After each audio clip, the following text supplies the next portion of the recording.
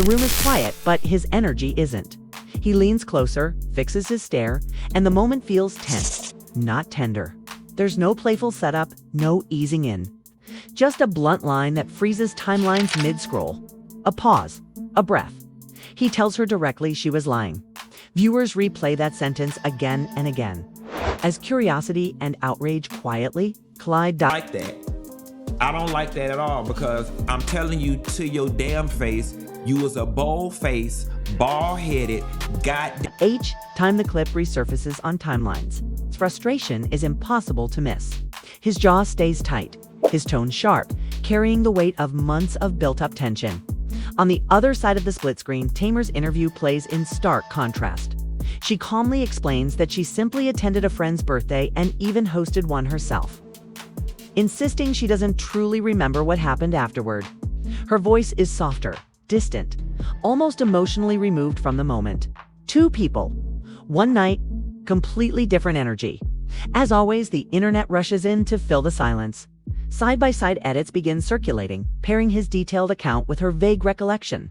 Reaction channels zoom in on his expressions, slow down her pauses, and debate how both stories could exist at the same time. Comment sections ignite with theories. And that's where the narrative really takes shape. When he describes how Mendeecees kept appearing, how the interactions made him uneasy, and how he watched everything unfold from just a few feet away, viewers start connecting dots of their own. Many become convinced there's more beneath the surface than either party has admitted. Some go even further, speculating about her personal life, throwing around words like control, leverage, and even pregnancy, without a single clip to support those claims. This video steps into that dangerous territory, not to validate the rumors, but to examine how easily speculation replaces facts online. You went to the internet, you said you woke up in a pool of blood and almost died. In this interview with L'Oreal, you mentioned that you were home with David or somebody, and they said we need to call the ambulance. But to slow everything down, a harder question has to be asked.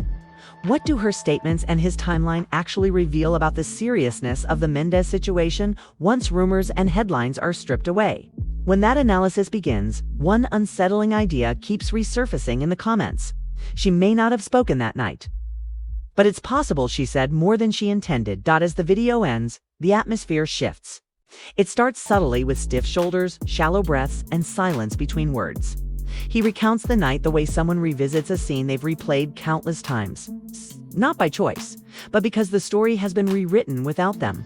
He opens with Tamar's interview, where she calmly tells L'Oreal that she remembers attending a friend's birthday and hosting one herself, insisting she has no idea what happened afterward. The tone feels too peaceful for someone recalling a night she later described online as waking up in a pool of blood. That contrast becomes the first source of tension. His silence is restless. Hers is expansive. When he looks back into the camera, the strain shows. Kay admits he never wanted things to reach this point and wishes he could return 2 months before everything collapsed. Instead of softening the moment, that confession sharpens it, revealing sorrow and distrust. As he outlines the timeline, the story grows colder. He recalls meeting her and her friends, receiving calls, and hearing they were looking for food. His delivery is precise, almost clinical. He wants structure. He wants her online narrative reframed. When the video uploads, viewers comment that it feels less like self-defense and more like correcting a record he believes altered. Then Mendeecees appears again, quietly, unplanned. His presence shifts the balance. The unease he admits feeling becomes the spark that ignites debate. After her and Mendeecees got through kissing in the back of that goddamn car, I figured they wanted to be up there privately. That is why when we got dropped off at Tamar's house, I did not go upstairs. I got in my damn car and went home, because you was sitting on his lap in that goddamn Uber and y'all ass was kissing. And throughout the music video, a sense of suffering lingers. His discomfort with Mendeecees' repeated appearances is clear. It isn't framed as an accusation, nor does it resemble jealousy. Instead, it's shown as something he could no longer overlook. A pattern that unsettled him, especially because the moments he found most troubling were absent from the public story. He claims he never wanted to go out that night, didn't want to follow them from place to place, and didn't even want to leave his car. The mood darkens. He seems pulled into a situation he barely understood, sensing more underneath. Is Tamar drunk? Why is she sitting on Mendeecees' lap like this? Why is she sitting on Mendeecees' lap? But taken together, his narration shapes a tightening narrative cage, one that pushes viewers to question timing, intent, and authenticity. The internet reacts instantly. Half-speed edits circulate, stressing phrases like "out of nowhere" inside comment sections.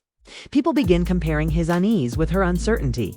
Quietly, beneath the noise, a familiar question seeps into speculation. If her account was truly simple, why does his sound so layered? The tension peaks when he claims she crafted a story to appear harmed, casting him as the cause. And rewriting public memory today. It says she almost died. I had 7,000 people waiting in the doggone thing because they knew we were together the night before and they were just waiting for me to tell what happened. And I said, I don't know what happened to the lady. But I said, baby, I went home, that lady went upstairs. But when considered together, his narration turns the details into a narrative cage that tightens over time. It's the kind of cage that pushes viewers to question timing, intent, and authenticity all at once. The internet reacts immediately. Half-speed edits begin circulating, emphasizing phrases like "out of nowhere" inside comment sections. People start drawing parallels between his visible uneasiness and her lingering uncertainty. Quietly, beneath all the noise, a recurring question slips into speculation and refuses to leave. If her story was truly simple, why does his sound so complicated and layered? The tension peaks when he says she made up a tale to present herself as the friend who was harmed, while casting him as the one responsible. That claim reframes everything. Questions explode online. Is Tamar drunk? Why is she sitting on DC's lap like that? Why is she sitting on DC's lap at all? That single line reverberates across conversations because it recasts the entire night as a reconstruction instead of a single event. She told her narrative publicly, leaving him to deal with the aftermath alone. Online responses quickly branch into theories. A small but increasingly vocal group claims she suppressed details because they would reveal ties she wasn't ready to name. Others argue she was simply protecting herself. This is where pregnancy rumors begin, not as facts or confirmed details, but as byproducts of silence. The internet fills in words she never said, timing she never explained, and dynamics he described but never fully understood. No one truly knows, and none of it is supported by the transcript. Yet the more she avoids clarity, the more people treat her omissions as answers. His voice becomes more unnerving toward the end of this stretch of the chronology because it grows steadier. He isn't yelling. He isn't flailing.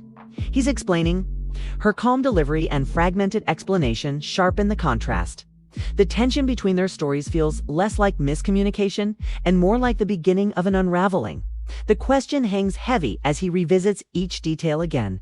There was nothing deeper happening that night. ... Why does the part she won't say out loud seem hidden in every version she gives? Even after the video ends, the suspense lingers like an unidentifiable draft in a closed room. Instead of distancing himself from his words, he pauses, almost reclining to consider their weight. He shifts from the timeline to the part of the night he believes changed everything. Viewers replay the video hundreds of times, not because of what he thinks she did to him, but because of what he says he saw between Tamar and Mendeecees. He starts slowly, almost reluctantly, as if he knows what comes next will cause an uproar. His voice tightens and the room feels colder. He says he never felt comfortable around them, not just once and not just that night. He describes Tamar sitting on Mendeecees in a music video. He describes Mendeecees appearing wherever they went. He talks about a pattern he noticed long before Tamar ever spoke publicly. None of it sounds gossipy. It sounds like someone explaining why a story has been bothering him for months, while Tamar insisted there was nothing to be curious about. The emotional center of his narrative is unease. He returns to the car, the video that froze the internet. He says she wasn't alone, wasn't silent, and wasn't resting against the window. He says Tamar was sitting on Mendeecees' lap and kissing him while he sat inches away. That description becomes the loudest clip of the week. Commentary channels slow it down, repeat it, and dissect it endlessly. Her body language, her interview tone, and her repeated claim that she didn't know what happened fuel more conjecture. If he's telling the truth, her evasiveness begins to look less like confusion and more like careful omission. Pregnancy rumors surface again, unsupported but persistent. He never says it. She never says it. Yet the internet fills the gap anyway. The tone shifts sharply. She said she woke up in a pool of blood. He says she said she didn't know what happened. And between those versions, uncertainty hardens into suspicion. With two specific people. She appeared to be hurt K and clearly caught off guard. He presents himself as being responsible for something, K, that he insists never actually happened. Nothing lines up perfectly. The more contradictions that surface, the more space opens for theories, especially about why she offered so little information at all. By this stage, audience speculation has evolved into its own character within the story. Threads containing thousands of comments suggest she may have concealed far more than she admitted. Some assume she minimized her relationship with Mendeecees because the full truth would reveal something far more complex. A smaller but persistent group whispers about women who hide personal realities by omitting crucial details. Anything emotional, anything irreversible, becomes fair ground for speculation. Speculation turns into a storm when facts refuse to align. And that storm only intensifies. When he starts explaining how she portrayed him online, he claims she framed him in a way that made him appear guilty. He says she allowed the internet to spiral, let assumptions grow unchecked, and even enjoyed the attention. That claim shifts the narrative from confusion to betrayal. He says all she had to do was ask people to stop harassing him, but she chose not to. That single line becomes the emotional core of this section because it introduces a sharper tension. If she didn't want him blamed, why not correct the story? And if she did want him blamed, why remain silent? As the story grows more intense, the energy. He is no longer defending himself against rumor. He is exposing the emotional damage caused by silence. Her silence, his silence, and the silence between their interpretations of that night. A new question begins circulating online. If Tamar truly had nothing further to do with Mendeecees or DC, why did she sound afraid to explain the parts she left out? He pauses before continuing, and this pause feels different. It functions like a cliffhanger, pushing the narrative into its next chapter. This isn't hesitation, but calculation. He seems aware that once he says what comes next, the internet will never let it go. When he shifts from recounting events to analyzing emotional fallout, the story darkens. He begins at the height of the media frenzy, describing how social media erupted after Tamar posted that she nearly died and woke up in a pool of blood. He explains how people immediately connected those words back to him simply because they had been together earlier. Paraphrased, he says Tamar went online claiming she woke up in blood after almost dying. He sounds more confused than angry. Unable to grasp how a vague post turned into accusations, but the internet runs on emotion, not logic. Her framing created a massive response, and that worries him most. He says she never clarified the uncertainty and allowed it to worsen. He recalls how thousands waited for him to speak, already convinced he was the villain. Before he said a word, he was dissected, misquoted, and cast as the antagonist in a story he says he wasn't involved in. Another critical detail emerges when he claims Tamar refused an offer to call an ambulance. That night, this becomes one of the sharpest contradictions. Publicly, she said she nearly died. Privately, he says she declined medical help. The internet immediately notices the disparity.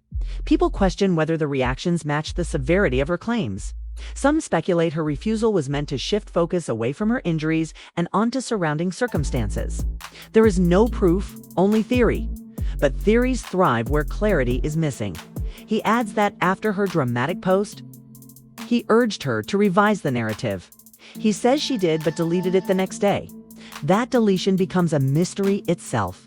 Why remove a clarification if it protected the truth?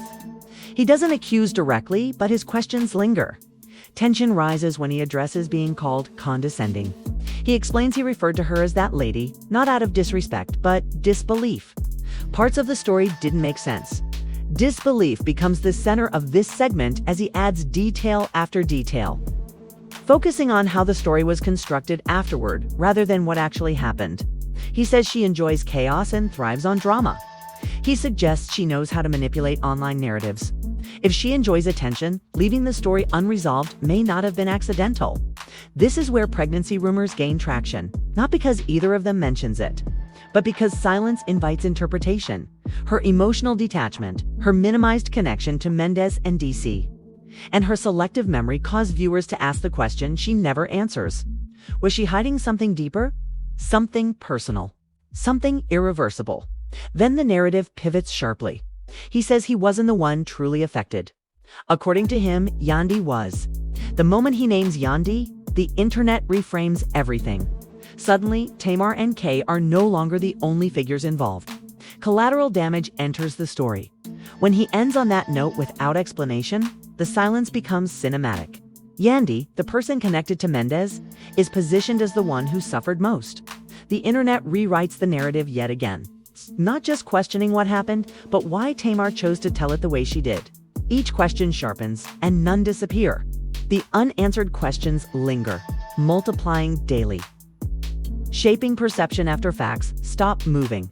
Every emptiness grows louder. Every theory becomes bolder. What began as a fragmented account touching on loyalty, betrayal, concealment, and the crushing weight of public narratives now threatens to become something far more consequential than a simple mistake.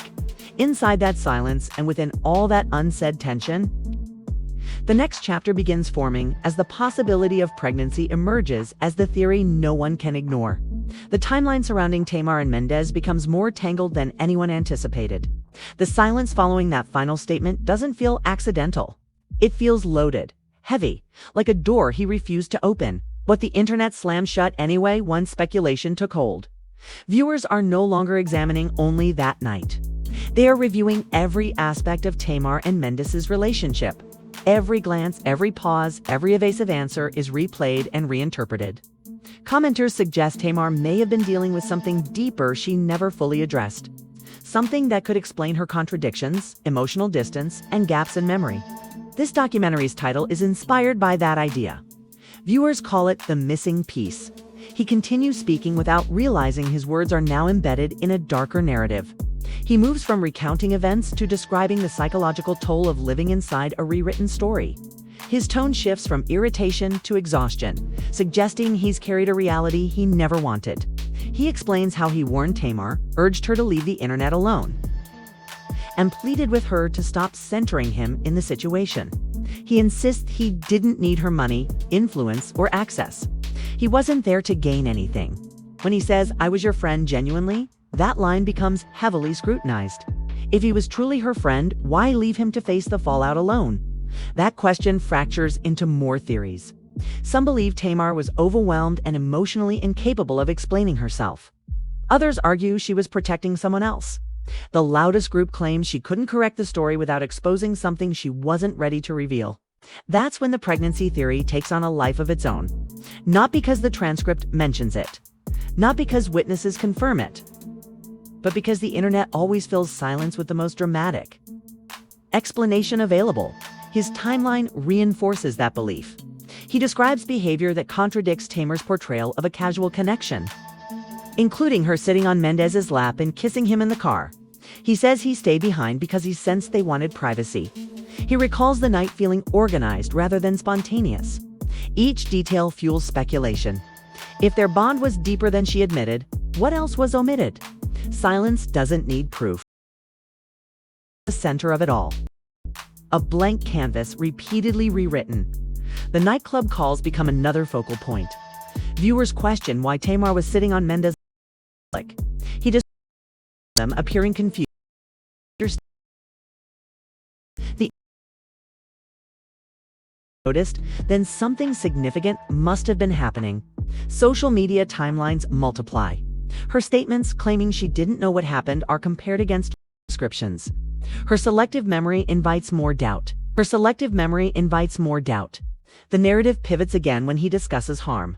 He says he wasn't truly hurt. Yandi was. The reaction is immediate. If Yandi suffered, if others connected to Mendeecees were affected, then this wasn't just a bad night. It suggests collateral damage and a relationship more complex than admitted. Every pause becomes a clue. Every contradiction invites darker interpretations. Then comes the line that changes everything. He claims Tamar enjoys media chaos, attention, and speculation. That raises a chilling possibility. If she was hiding something intimate, something fragile like a pregnancy, redirecting focus onto someone else could shield her. Viewers begin asking why she spoke publicly at all if she didn't know what happened. Why share fragments instead of clarity? Unless the missing information was the point, by the end, tension becomes suffocating. The transcript never confirms anything, yet the spaces between words feel deliberate. Silence speaks louder than explanation. The pregnancy theory, whether rumor or misunderstanding, becomes the engine driving conversation. The chapter closes with the unsettling sense that truth is buried beneath emotion, silence, and an incomplete timeline. The tension shifts again, this time driven by his refusal to elaborate. His voice lowers, steadier and harsher. He warns that the most dangerous moments are quiet ones. When he speaks about the aftermath, everything changes. This is no longer about who went where or who sat on whose lap. It's about psychological collapse. He recalls Tamar going online, saying she almost died and woke up covered in blood. Now, he sounds less angry than bewildered, struggling to understand how a friend's story pulled him into a storm he wasn't present for. He reminds viewers he went home. He wasn't there when the incident allegedly occurred. He never entered the house, never went upstairs. Yet thousands of eyes fixated on him as if he held the missing piece. He tells viewers he had no knowledge of what occurred when he arrived home. The video is repeatedly circulated online, as though repeated viewings could produce clarity. Observers notice that he sounds hurt rather than defensive. Hurt instead of angry, alongside losing control of the narrative. It seems he also lost trust in. That trust lies at the heart of the unraveling. He explains that Tamar could have disproved assumptions with a single sentence, stopping the storm before it began. Instead, the next day, she deleted posts that might have cleared his name. That deletion fuels every theory surrounding this matter. Why erase the truth unless it threatens something else? Why remove clarity unless confusion served a purpose? Fans speculate that Tamar and Mendeecees shared more than either has ever publicly admitted, sparking whispers about something personal, something that explains her inconsistent behavior and silence. She never challenges, rejects, or confirms these possibilities. Commenters point to her selective memory, emotional fragility, secrecy, and distance as evidence of a deeper story, a private chapter she couldn't publicly reveal without reopening fresh wounds. Viewers interpret these gaps as intentional. He describes watching Tamar allow the narrative to unfold without objection. Her penchant for chaos, her love of drama, and her craving for attention. Yet the internet notices vulnerability in her omissions. Framing her emotional distance and vague explanations as avoidance rather than dishonesty, avoidance is rarely accidental. Avoidance protects something. He grows harsher. He asserts that only Yandi was genuinely harmed by the situation, dropping her name like a weight and refusing further explanation. The internet picks up the implication. If Tamar's behavior was harmful, Mendeecees was involved, if Yandi suffered, then whatever Tamar might be hiding could be far more consequential. Perhaps it was irreversible, like a pregnancy. Neither he nor Tamar mentions it explicitly, yet every silence, omission, and discrepancy reinforces the rumor. Her isolation during the conversation amplifies the theory. His passionate, detailed account contrasts sharply with her tactful, "I'm not aware of what happened," prompting conjecture. Silence fills the gaps, building tension until the pregnancy rumor becomes central, shaping the narrative rather than existing as a whisper. The atmosphere feels chaotic and unfinished, as if the story is at a turning point. Viewers now focus not just on that night, but on what Tamar may have been carrying emotionally, psychologically, and physically, and what consequences she might have faced. A hush descends as he transitions to aftermath. His tone is different, calmer, heavier. He is no longer recounting events or defending himself, but revealing emotional consequences neither anticipated. He summarizes reactions to Tamar's first posts, noting how her claim of waking up in blood gained rapid traction. Thousands waited for him to provide answers, yet he could not. People made assumptions about him, simply because he was in the wrong place at the wrong time. He recounts the friends who asked delicate questions, the males asking if he saw her posts. He wasn't present for everything, yet he felt the weight of a narrative that had taken weeks to process. Tamar's silence, not the facts, forced him into the role of villain. Reviewers note that the story's silence resembles concealment rather than doubt. But what exactly is being hidden? The audience becomes obsessed with the segment. Returning to the timeline, he describes Tamar acting intimately with Mendeecees while minimizing their connection publicly. In the comments, speculation explodes.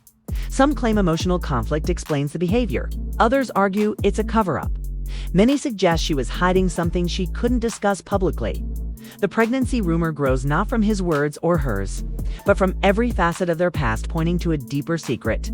Emotional detachment, selective memory, conflict with Yandi, narrative shifts, and her unwillingness to directly address events. He explains why he didn't go upstairs with her, the awkwardness of seeing her with Mendeecees in the same vehicle, and why he assumed they wanted privacy.